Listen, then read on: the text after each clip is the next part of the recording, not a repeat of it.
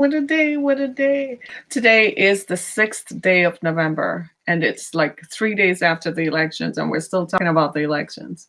Like the votes haven't been tallied. We still don't know who the president is because the Republicans took to their legislatures in Wisconsin, in Michigan, and in Pennsylvania to make sure that we have a result that we're seeing now. They took to their legislatures and demanded that mail in ballots not be counted until after the elections. Imagine that. And now they dare to talk about voter fraud when there is no evidence of voter fraud anywhere. They dare to talk about votes being cast after the elections. It can't happen because the polling places are closed after the elections.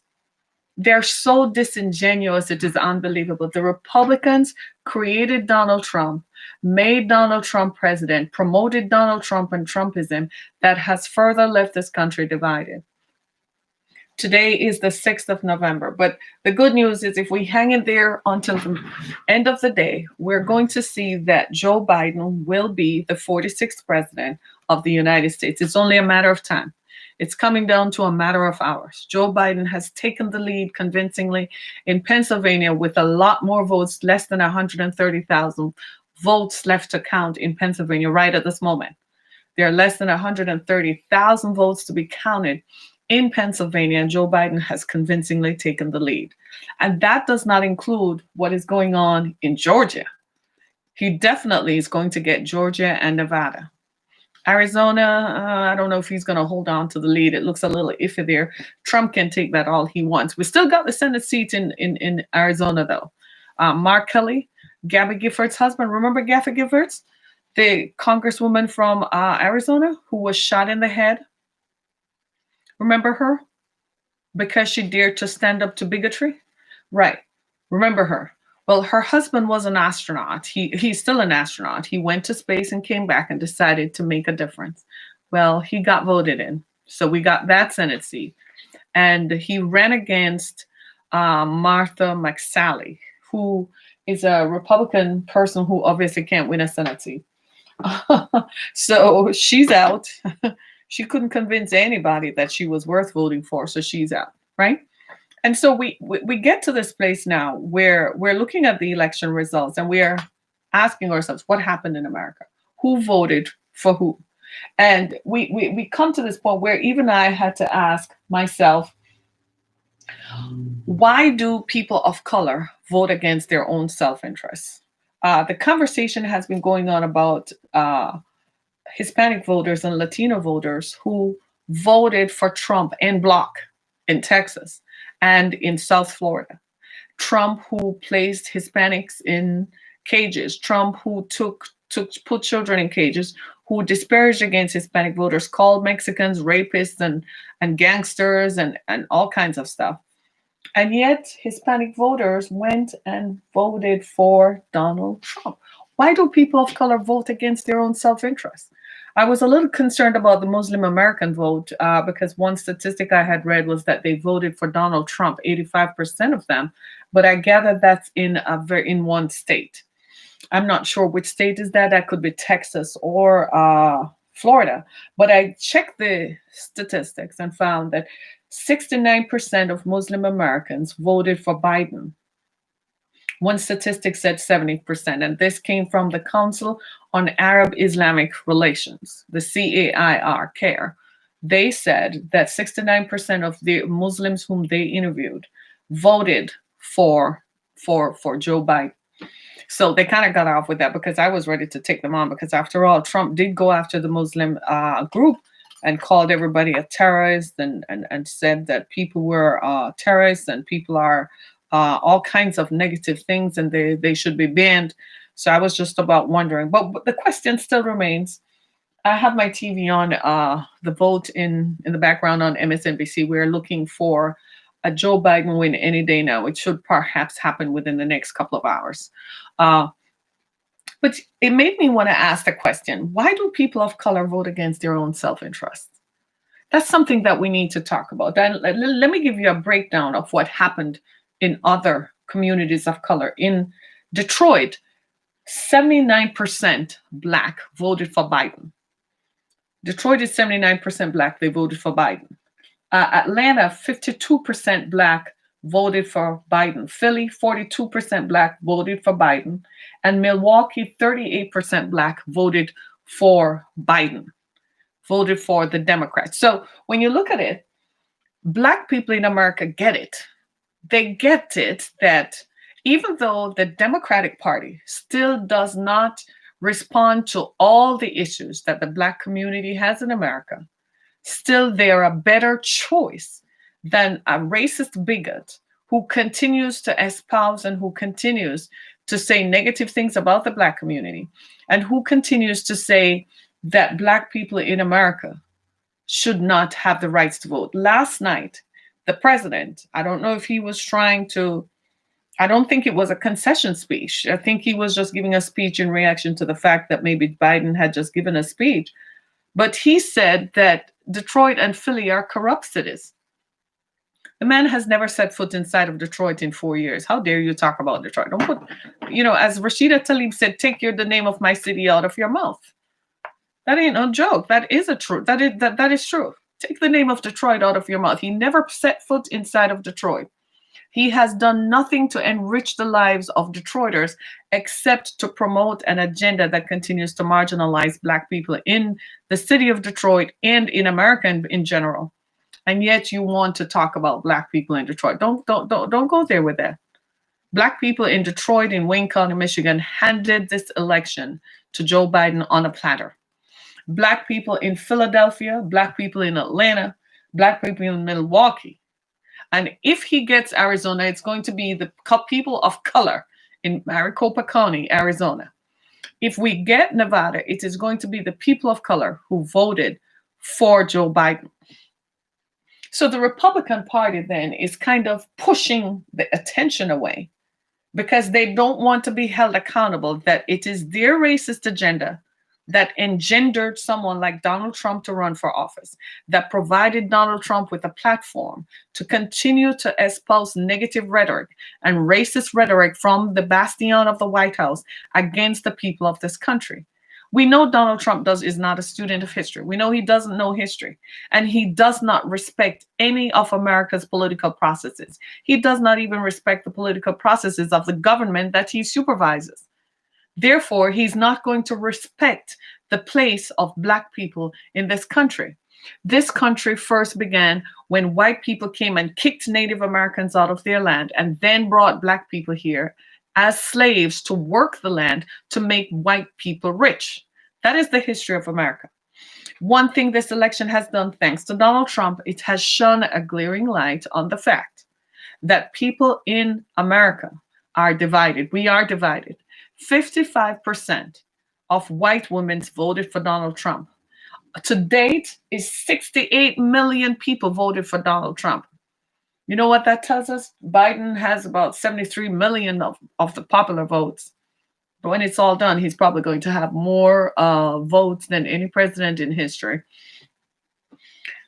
And Trump is going to get more votes than any Republican president in history. That is shocking. A man who let a global pandemic kill 235,000 Americans, and that number is going to continue to climb. And still you voted for him. So white people as a group vote for their own self-interest, the furtherance of white supremacy, and the furtherance of white domination. White people continue to do that, but people of color vote against Donald Trump. I saw this morning where a statistic is that 12% of black people voted for Donald Trump. I think that's a little less than what they thought in 2016. It was 13%. No, it was 8% in 2016. So now you have to ask yourself, why do people of color vote against their own self-interest? Nobody black should ever have voted for Donald Trump. I don't care how much money you have. You should never have voted for Donald Trump because as a group, you've got to understand, I think this is the point that people of color miss. So you might be living in a neighborhood where the homes are valued at, maybe you're feeling yourself, so maybe the homes are valued at, let's say they're valued at $1 million. When you look around you, all your neighbors are white. But what you're not understanding, because a lot of these people are new Americans, right? So they have been here in the last 20 or 30 years. They have not imbibed the racial context or internalized the racial context that America is. So they don't see that white people, though they tolerate them in their neighborhoods, they tolerate you because you are not organized as a group and you don't have an element that will bring guns and drugs in. Racism. The second thing you don't understand is that white people see you for exactly who you are. They don't see you as part of them. They see you as being other, but at this point, they don't know if you're going to be a problem to them. But they will tolerate you. That doesn't mean they welcome you.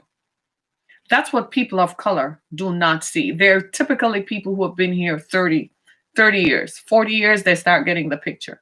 30 years, they still think that, oh, well, I earn money, I get back some huge tax returns. He's not talking about me. Yes, he is talking about you. It's only going to be a matter of time before white Americans turn on everybody else whom they perceive are getting wealthy. The problem here is that white Americans have put systems in place. We call them white supremacy, systemic racism, pillars of oppression. Let's just call them that, right? These are pillars of oppression of the white supremacist regime that has been continuing. It's historic. It is what it is. So they have put things in place and systems in place to marginalize Black people because you did not exist in America at the time when they were creating the marginalization process. You simply just did not exist here. Now that you exist here, it's going to be a matter of time before you become a part of that. People like South Asians, a group of South Asians, for instance, in Texas, I was a little surprised that Texas didn't go blue myself because South Asians vowed that they would vote for Biden. Well, where did your votes go? I want to see that. Did it really go towards Biden, or when you went in the voting booth, you went and voted for Trump? Because you see yourself that, well, I'm upwardly mobile, so this does not apply to me, and you don't see the historical context because you're like, well, that doesn't apply to me either. I wasn't here 300 or 400 years ago. But that's exactly the problem. The problem is that you are here, and what is going to happen eventually, you will become part of the marginalized group. Now, the only thing that's going to save us all is that by 2050, the minority will be the majority. The problem is power still rests in the hands of Mitch McConnell. He didn't lose his Senate seat because he rigged it and he stole it. Yes, I said it. There's no way Mitch McConnell won that. He stole some votes, right? Because he's in charge of Kentucky. So he stole some votes, right? But at the same darn time, though, you have to, you say to yourself, when are they ever going to get it? Well, you're not going to get it until you get it. When you do get that, racism will impact other people of color, because you don't see, some of these groups don't see themselves as people of color. Their classifications are white. So if they're Arab American, they consider themselves white because there's nothing on the census that says you are. It says you're either Latino, Native American, Pacific Islander. They're not ticking off other on these government forms. They're ticking off white. So therefore, to their minds, despite their ethnicity, despite their nation of origin or where they come from, they're still considering themselves white. But that's not how somebody from Kent County, Michigan sees you. They're looking at you and they're like, huh. Just like they turned the needle on Black Americans who have become upwardly mobile, who have somehow escaped slavery, escaped racial oppression and economic oppression, and are moving forward. It's the same way in which they're going to turn the spectacle on you. You're not going to escape it. It's, in other words, what we're saying is this racism is inescapable. As long as white people hold the power, even when the population count becomes so that brown people, Black and brown people are the majority, white people still have the power. They still have the power of banking. They still have the power of politics, and they still have social powers. What Donald Trump did was he exacerbated these situations. In other words, he made it worse. But that doesn't mean that it did not exist. In fact, it very well existed. and it is going to continue to be a problem, right? So now I'm asking all. I am still throwing this out there, that why do people of color continue to vote against their own self-interest? It's because of how they see themselves. For instance, Cuban Americans, yeah, those people down in South Florida, right in the middle of South Florida, right there. They're outside of Miami-Dade County. Those people see themselves as white because on the government forms it says white Latinos, doesn't it? Yeah, it says white Latinos. So they see themselves as white. These are the people who escaped Castro. But let me just help you out a little. A lot of those people have died out by now. The people who came here in the 1950s and the 1960s, they're on their way out. It's their children and grandchildren now. So I was a little surprised that they voted. They're not more progressive in terms of their politics. They vote Republican because to them Republican it means white. So in other words, for people of color who vote against their self-interest, those are the ones who see themselves as white. This is why white commentators can't get it, because to their minds, you are not white. You are only white if you're white. You're not white if you're Latino. You are not white. So they can't wrap their minds around why people like Latino groups would vote for Trump when Trump is busy decrying Latino groups. It's because those Latinos don't see themselves as being people of color. They identify as white. In their own minds, they identify themselves as white, but that's not how the wider society sees you. I wish you could wrap your mind around what I'm saying. We, however, Black people, however, we know who we identify as, and we're very clear on where the needle is. This is why Black people, regardless of where we come from, the fact that we walk around in the skin that I am in, when it comes time to go in a polling booth and cast a ballot down, we know exactly where that ballot needs to go. Even though we don't like all the politics of the Democratic Party, even though we are going to have to work together to eradicate systemic racism, we still would rather it's not the lesser of two evils. It really isn't. We still would rather vote for a party that has some history of not oppressing Black people rather than to go deal with the obvious and blatant racism of the Republican Party.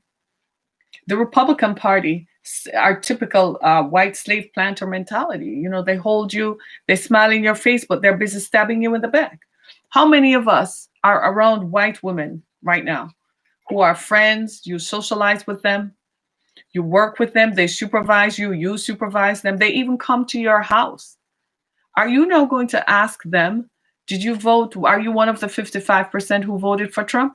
I guarantee if you were to take a poll of all the white women around you right now and ask that question, every one of them to your face is going to say, no, I don't know where that statistic came from, because they know you can't see whom they voted for. But they did. They voted for Trump. And a lot more white people voted for Trump because America has not dealt with the fact that we're moving towards a class-based society. See, the elements there are not just racism, but it's also classism. People of color who are middle class and upper middle class do not identify with people of color who are not upper middle class and who are not middle class. They tend to identify and see themselves not just white, but they tend to see themselves as being better than their other people in their ethnic group. So therefore, they're going to vote and copy and model the behaviors that of the group they aspire to be a part of. You know what we call that? We call that siding with the oppressor. The oppressed siding with the oppressor. Because people of color outside of the Black community don't have a clear view of the fact that you are oppressed. The reason people of color come from other parts of the world and come here and enjoy anything is because Black people first made those advances. And Black people first fought for equality and leveled the playing field where you can see things like You are employed based on your, not because of your, no discrimination based on age, color, nation of origin. Black people fought for that. So now you can enjoy it, to make it a more equitable and a more equitable system. So you are benefiting from the work of people who are black and people who have done a great job. Biden is leading in Pennsylvania now by 6,800 votes, and they still have more votes to count. So it's now 10 o'clock, 10:20 Eastern time. I suspect by about 5 this evening, it's going to be resounding. They're probably going to call it by 3 o'clock today. So that would mean that that part of it is over. The count is not going to stop. It's just going to continue. But we would have elected Joe Biden as the 46th president, and that is something. It is very interesting when you study these racial dynamics in groups, because it's interesting how people view themselves and see themselves. It's interesting how people have, once they have assimilated into American society, how they side with the side that they want to be a part of. I am not oppressed. It's almost as saying, I'm not oppressed because I have $1 million in the bank. I have access to $2 million. Therefore, I'm not part of the oppressed. What you fail to understand is that this was, while it was economic, this was first based on color. Let me back you up a little bit. 200 years ago, whiteness was defined as Northern European. So if you were from the countries of England, France, Germany, Spain, you were considered white. When oppression began, and those numbers began dwindling, white people, especially here in America, began looking at other people. And so 150 years ago, even under Jim Crow, people from Slovakia, people from Sicily, people from some other parts were not considered white. They were considered ethnic, but they weren't part of the white mainstream. The context of whiteness began to evolve. So the context of whiteness, you must understand, is the color of the skin, white and black. The closer you are to white is the more they absorb you into that. And so now you have all kinds of people from some parts of Southern Russia and some parts of Southern Europe who come to America and are immediately classified as white, whereas in their own countries, they're considered ethnic. It's interesting. It's very interesting. Yeah. So at some point, we're going to have to overhaul that classification. Why? Because it has given people not just an unfair look, but it has made people assume things about themselves that are not going to work in the culture wars that we're encountering right now. We have a culture war going on. And whilst a lot of people from Arab lands or who are from, Saudi Arabia, well, they don't emigrate as much, but people from Lebanon, Yemen, Syria, and so on, who have assimilated into our society now and view themselves as white, and who therefore think that they're not part of the oppressed class, they are part of the oppressor's class. That is what is driving this field towards people of color voting against their own self-interest, because you don't understand racism as a social construct in America. That is the basic problem. The Council on Arab Islamic Relations has a very good understanding of race relations. They understand the racial construct. They understand the racial context. And they try to communicate it to their members in a way, but people are individuals. So somebody will say, I don't even belong to that. That's for other group of Muslims. That's not me. I earn $500,000 a year. My assets are over $3 million. I don't need that. At some point, you are going to be reminded of your color. So right now, you are living in America's suburbs and so on, and they tolerate you. They don't want to be unkind to you because you're, probably a doctor or an engineer, and they don't know if you're not their doctor, kind of thing. So they tolerate you, but that doesn't mean you're welcomed. That doesn't mean that they see you as part of their racial construct. The racial construct in America is centered around blackness and whiteness. We need to get that understood. So if your skin color is trending towards black, You're part of that racial construct as perceived by white people. This is why the white anchors are like, I don't understand how Latino voters could ever vote for Trump. Well, that is exactly why, because Latino voters don't see themselves as anything but white. And I'm not just talking about the ones from Venezuela and so on. They don't see that culturally America has grouped them into a group called Latino or Hispanic voters. They just look at the color of their skin and say, well, I look like that guy over there, so I'm white. And the politicians just say, let me get your vote. But they're like, treat them as a group of Latino voters. That's who they treat you as. They're not treating you as a group of white people. They're like, but you're Latin, so you belong in that group over there. You see where I'm coming from?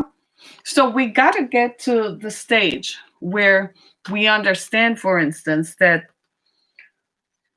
we need to be able to put ourselves and understand the racial construct of America as we go forward so we can eradicate systemic racism.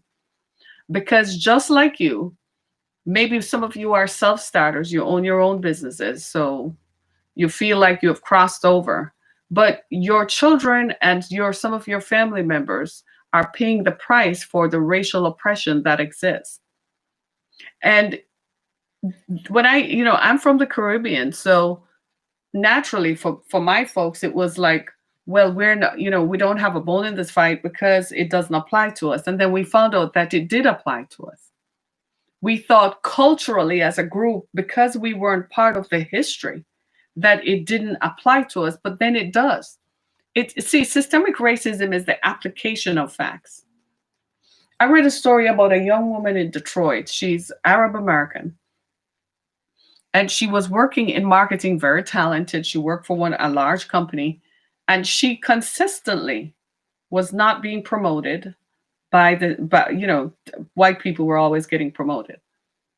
But to her understanding, she was better than a black person because her skin was not black and she came from a middle class background, which is another myth that has to be debunked, because people are like, black people are not. Where do you all get that from? There are middle class and upper middle class black people. There are millionaires who are black. They're not all entertainers. They're just ordinary people. So what is the hell caught up in this idea that black people are all living on came off a plantation and everybody is poor and don't have a pot? What's with that? So here she is trying to prove and thinking the society was going to accept her simply on her merits. And then when it became apparent that they weren't going to promote her into the positions that she thought she qualified for, she left corporate America and went and started her own business, right? But at the same time that she started her own business, she still identifies as white. Her classification, because there's no classification on the census forms for Arabs. So she's going to say she's white. So culturally, while she recognizes that there's a racial construct and socially that there is something, but when it comes to voting, she's going to identify with the oppressor because she views herself as part of being the oppressor. You see what I'm saying? So when you look at this, you break it. It's something that social scientists over time are going to have to break down in order for us to get a handle of why do people of color vote against your own self-interest. People of color should vote en bloc for our issues. Look at it from how the wider society sees you. They deal with you as groups because as far as they're concerned, the dominant group is white. That's where the power lies. Whoever has the economic power is the power, right? So they're looking at it like there are these many people and this is how it looks. So what I am going to do is I'm going to identify with this group, but that's not how the power brokers see you. Stay together. We can get more done because we can say, well, these are the issues in this community. Let's address these issues and get it done. It's looking like Nevada is about to release some more stuff, and Atlanta is about to give some more information. And about time too, don't you think? Right? It's getting interesting out there. About time.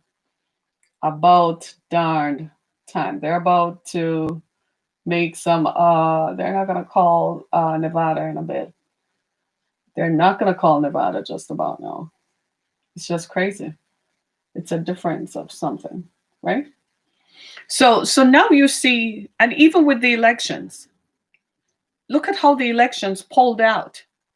The elections were won by the Democrats because black voters in major cities voted for the Democrats. That's how come they won.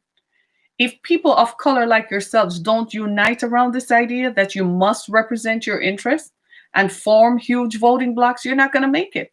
You think that assimilating and disappearing into the society is going to suddenly evaporate your otherness and evaporate your unique identifying ethnic group. It's not going to work because the way America is structured is different from the society where you come from. A lot of people of color come from other spaces where, in those spaces, based on the color of their skin, they were the ruling class because they were in those societies based along colonial lines. They governed according to how your skin color is. Then you come to America and find out that it's a very different dynamic that operates here. The operating dynamic here is you're either white or non-white. It's that simple. And so if you don't form yourselves into a group where you can identify your issues and vote for your issues, you're going to lose your cultural edge. So when the society starts turning on you, you won't have a place for you to go to so that you can get what you want done. You see where I'm coming from?